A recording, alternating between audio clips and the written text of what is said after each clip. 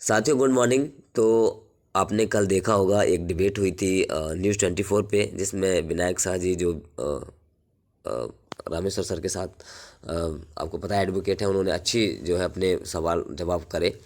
साथियों, हम इसमें आपको बताने वाले हैं कि जिस प्रकार वकील साहब ने जिस प्रकार से अपनी बातों को रखा और जिस प्रकार से उन्होंने चुनौती दी है डिबेट करने की, ये बहुत ज़्यादा मायने रखती है। क्योंकि जब उनको एक एक तथ्य के बारे में पता है, एक एक याचिका के बारे में पता है, एक पॉइंट टू पॉइंट सारी चीज़ें पता है, उसके बावजूद फिर इस तरीके से क्यों कहा जा रहा है कि ये आपकी जो मूल याचिका है वो माननीय सुप्रीम कोर्ट में अभी पेंडिंग है या अभी लगा हुआ है उस पर स्टे, अभी पूरी तरीके से ये क्लियर नहीं हुआ है। लेकिन हम इस न्यूज़ में एक बार पॉइंट देख लेते हैं फिर एनालिसिस करते हैं। ठीक है, तो हाईकोर्ट में आरक्षण मामले की पैरवी कर रहे वकील रामेश्वर सिंह ठाकुर ने उठाए सवाल। ओबीसी आरक्षण, वकील ने दी मंत्री को डिबेट की खुली चुनौती।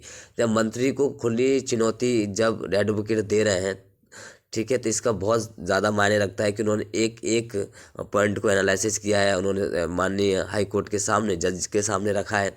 ठीक है, और मंत्रियों का क्या है, वो राजनीतिक मुद्दे रहते हैं उनके तो। लेकिन हम यहाँ देख लेते हैं, 2 दिन पहले मध्य प्रदेश हाई कोर्ट ने ओबीसी आरक्षण को लेकर ऐतिहासिक फैसला दिया था, जिसके तहत ओबीसी को 27% आरक्षण का रास्ता साफ हो गया है।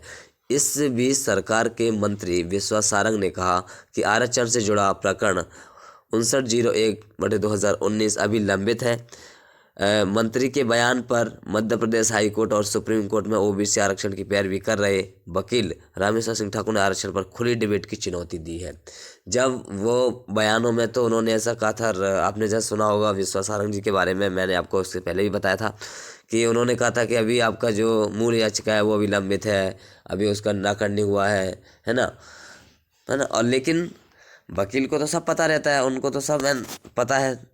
इस तरीके से खुली डिबेट करने का मतलब है कि अगर अभी वर्तमान जो सरकार है, अगर वो अभी चाहे तो ये ओबीसी के 27% के मुद्दे को पूरी तरीके से माननीय सुप्रीम कोर्ट में भी सही करवा सकते हैं। लेकिन अब मध्य प्रदेश हाई कोर्ट में तो हो चुका है, तो यहाँ पे तो इनके पास कोई सवाल जवाब रहा नहीं है।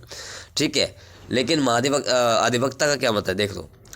अधिवक्ता रामेश्वर ठाकुर ने एक बार एक्स पर लिखा है कि ओबीसी सरकार से अभी भी उम्मीदें पाले बैठा है। ओबीसी सरकार से अभी भी उम्मीदें पाले बैठा है कि सरकार 27% प्रतिनिधित्व सुनिश्चित करेगी। सरकार ओबीसी प्रकरणों के जानकारों से क्यों बात करना नहीं चाहती? केवल महाधिवक्ता की राह पर 51% ओबीसी के युवाओं के भविष्य का दमन क्यों किया जा रहा है? असिता दुबे का प्रकरण हाई कोर्ट से खारिज होकर सुप्रीम कोर्ट ट्रांसफर चला गया है। फिर किस बात का स्टे? आदेश का हवाला देकर 27% लागू नहीं किया जा रहा। महाधिवक्ता जब तक वो पद पर रहेंगे ओबीसी को 27% नहीं मिलने देंगे। अब ये जो अधिवक्ता जी हैं अपने एडवोकेट जी रामेश्वर सर ने कहा है कि जब तक ये जो है पद पर रहेंगे महाधिवक्ता, है ना, महाधिवक्ता प्रशांत सिंह, आपको पता है उनका नाम है, और जब तक वो पद पर रहेंगे तब तक वो ओबीसी को नहीं मिलने देंगे 27%, है ना। यदि उनमें हिम्मत और साहस है तो इस मुद्दे पर अपने अधिकारियों का गलत उपयोग करने के बजाय ओबीसी अधिवक्ताओं के साथ सरकार के सामने खुली डिबेट क्यों नहीं करते?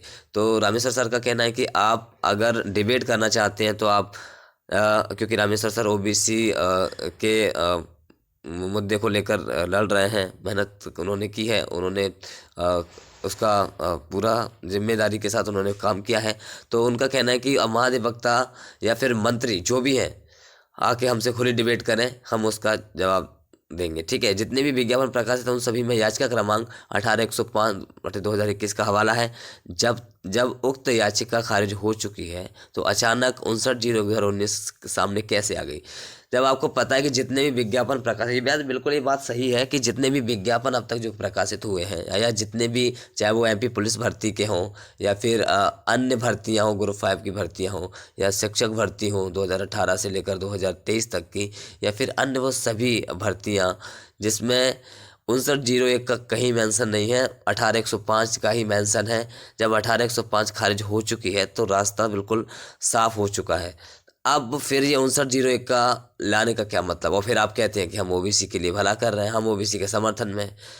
राजनीति करना एक अलग बात है, लेकिन आप युवाओं का भी भविष्य तो देखो। आपने 2 साल से लगभग हो गए हैं, 1.5 से 2 साल आपने शोषण किया, आपने मानसिक रूप से, शारीरिक रूप से पूरी तरीके से अभ्यर्थी प्रताड़ित रहे, है ना। और पूरी एक दो साल की सैलरी चली गई मात्र अभिमत के कारण। अब जब वहाँ अधिवक्ता, जब हमारे एडवोकेट खुली चुनौती दे रहे हैं कि आप हमसे आके डिबेट करें, हम आपका इसके बारे में सारा जो है करेंगे, निराकरण करेंगे, सारा कुछ हम बताएंगे हम आपको कि आप क्यों युवाओं को उलझाना चाह रहे हैं युवाओं को। तो ये बहुत बड़ी बात है और इससे स्पष्ट होता है कि जो 27% का रास्ता है वो बिल्कुल साफ हो चुका है, बिल्कुल साफ हो चुका है। अब जो वर्तमान सरकार है वो इस पर क्या एक्शन लेती है, क्या करती है और कितनी जल्दी करती है, क्योंकि ओबीसी की आबादी सबसे ज़्यादा है मध्य प्रदेश में और पहले से ही पारित ये हो चुका है 27%। तो अब इसे रोकने की क्या ज़रूरत है, क्यों रोका जा रहा है, क्या ओबीसी के साथ ये अन्याय किया जा रहा है, ये तो अब देखने वाली बात है। लेकिन सबसे अच्छी बात ये है कि इन्होंने जितने भी विज्ञापन निकाले, जितने भी प्रकाशित किए और जितने भी इन्होंने स्टे उन पे लगाया, उसमें 18-105 का ही जिक्र था, जो कि जिसका हवाला देकर कह दिया जाता था कि इस याचिका के कारण आपकी जो है नियुक्तियां रुकी हुई हैं, आपके पद होल्ड किए गए।